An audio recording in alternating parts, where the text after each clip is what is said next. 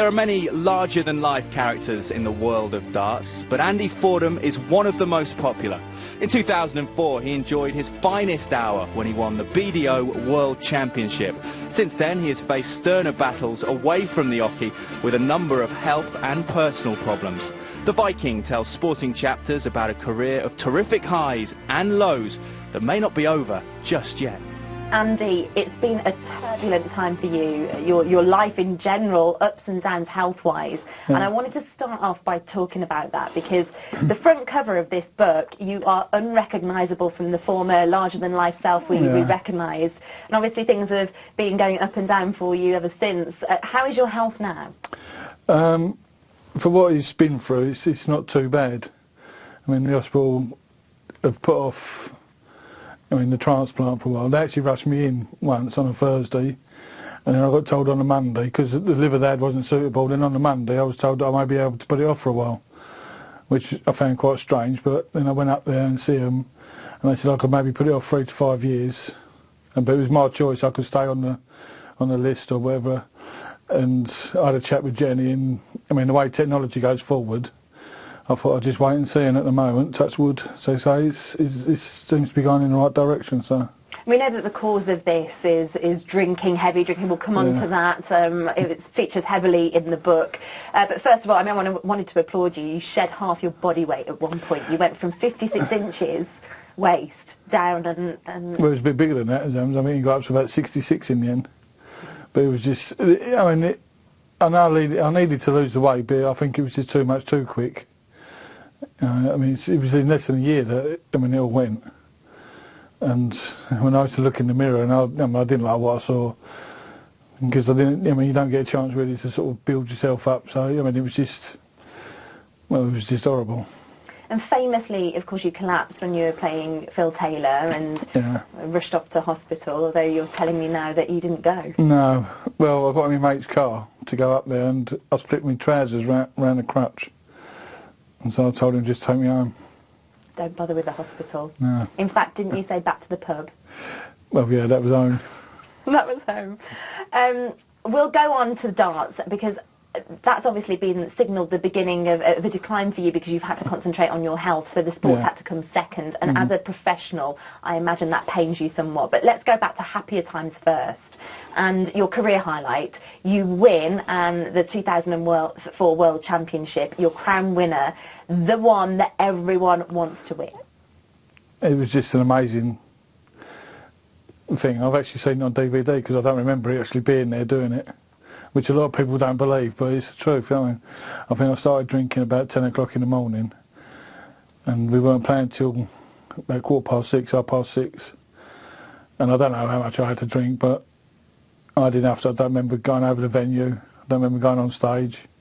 We had a break, and I actually read in the paper that they said they went off for a break, and one player went on the dartboard to carry on throwing, and one slumped in the corner with a couple of large brandies and a bottle of pills. So I know what I've done.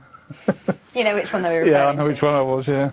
And your journey to that final, you beat the man of the moment, I mean Raymond van Barneveld in the semi. Yeah. Did you think in that final, I know that you can't remember or recount, but did you think that you would win?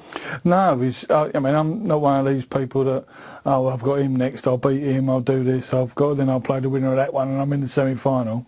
It doesn't matter who I'm playing. The next game that I'm playing is, that's just the hurdle you've got to get over.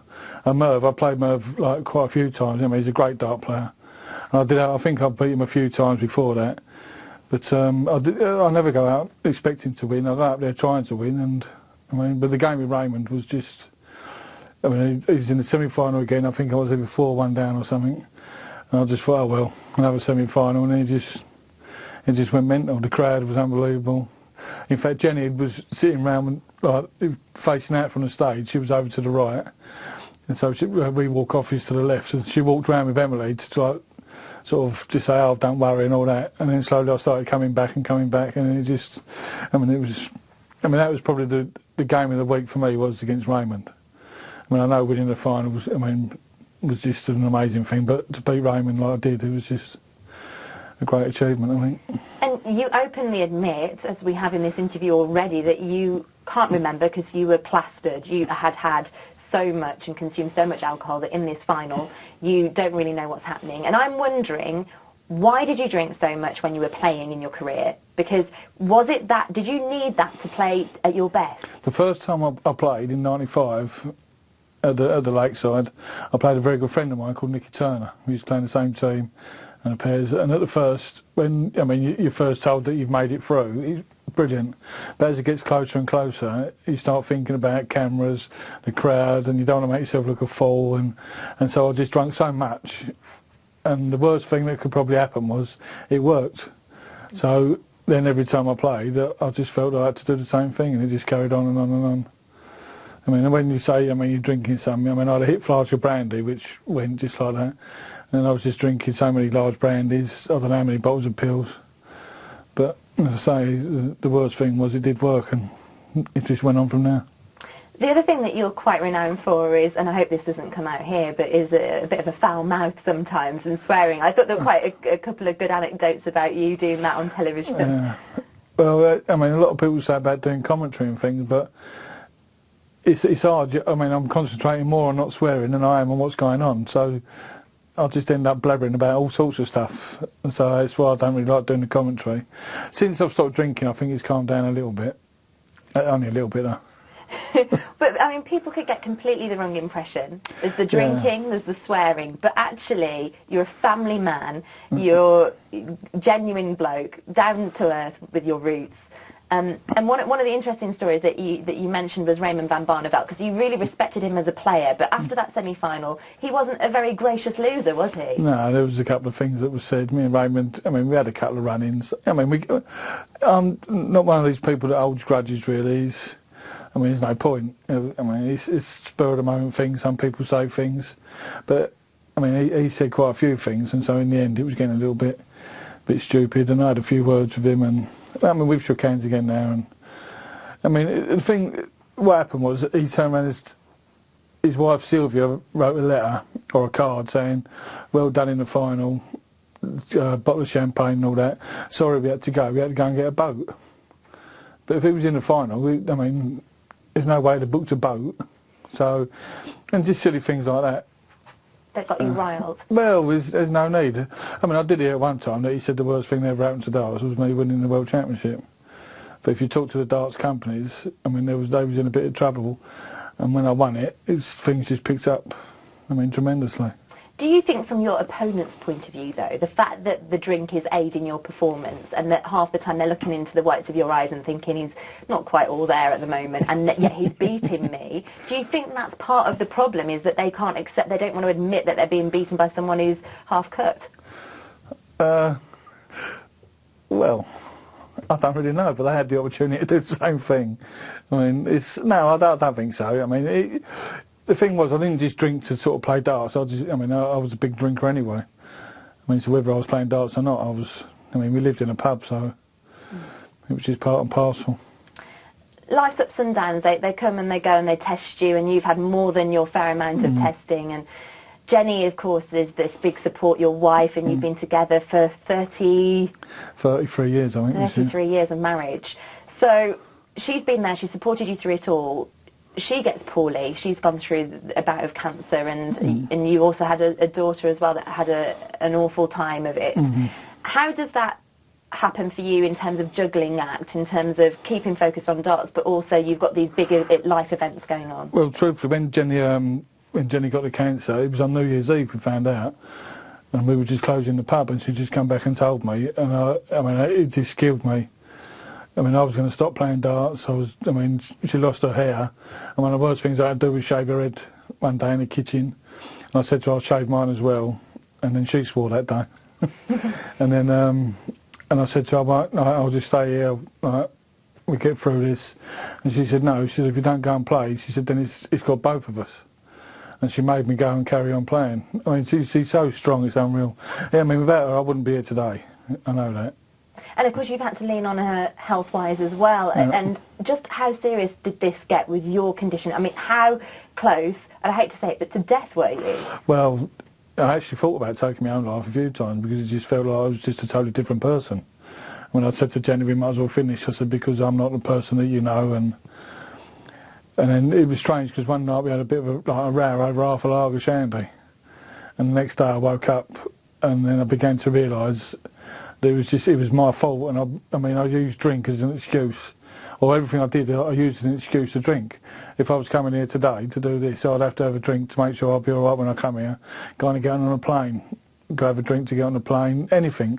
When I was doing radio interviews at sometimes 6 o'clock in the morning, and I'd get up at 4 and start on the brandy and the pills because I'm doing an interview over the phone.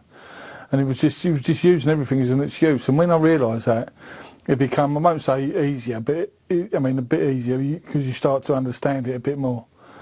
But as I say, without Jenny, I don't think I'd be sitting here talking to you today. I think I'd have probably ended up back on it and probably dead by now. And how do you keep it in check now? Well, with Jenny, every time something's said about drinking, I'll just say to them, well, go and ask Jenny. And I think most people are scared of her, really. You're using her to bat people away. Yeah, which is, it is like a shoulder, really, that, I can lean on. As you say, I can use her as an excuse to not drink, and it helps. It helps a great deal. So your wife has been a consistent in your life, your children, and your down-to-earth roots, which have come out no end in this quote. But another thing is football, and you're a big Rangers fan. Yeah. I wanted to talk to you about that. The quote in the book, "We aren't like footballers," as you're referring to darts players, "who earn fortunes and live in a different world. We're just normal blokes earning a living." Is any of you aspiring to have the lifestyle of a footballer, though? Probably the only one at the minute is Phil Taylor. He's a great dart player. You can't take it away for what he's done. It's just, the nicest possible way. He's like a freak, really. He's a freak of nature. He's just, I think it's 20 odd years he's been at the top, and that's just an amazing feat. But he's done well for himself. He's been dedicated. He showed what dedication can do. It's a shame, really, I didn't do it myself. But I don't think there'll be as many rich dart players as there is rich footballers, though. No, but the time that you did win the World Championship in 2004, you talk about the phone ringing off the hook, there were people coming around, doorstepping and knocking the door trying to speak to you. Yeah. The interest in darts, from when you started out as a youngster, it must be overwhelming to the level it's reached now. Obviously TV deals helped. Yeah. Well, it was just mad. I went home on the Monday and you couldn't get in the pub. There were so many TV crews, so many press. It was just mad, and it went on and on for about 3 months. And then I started doing different shows like the Fit Club and things like that. And it was, you used to walk around town, and from young kids to old people, giving you good wishes and everything. It was great. And after a while, I think with the newspapers, they get a little bit too close sometimes. You see them outside taking pictures, and I think, one of them upset my daughter when I was doing the Fit Club. They said that, Jenny took me to Egypt to die. That's what they put in one of the papers. So she's phoned up crying her eyes out, "You've only took Dad away because he's dying." And sometimes, there's no need for that. If they want to ask me questions, I'll be quite truthful with them about things. So, it's a shame, really, that it gets to that.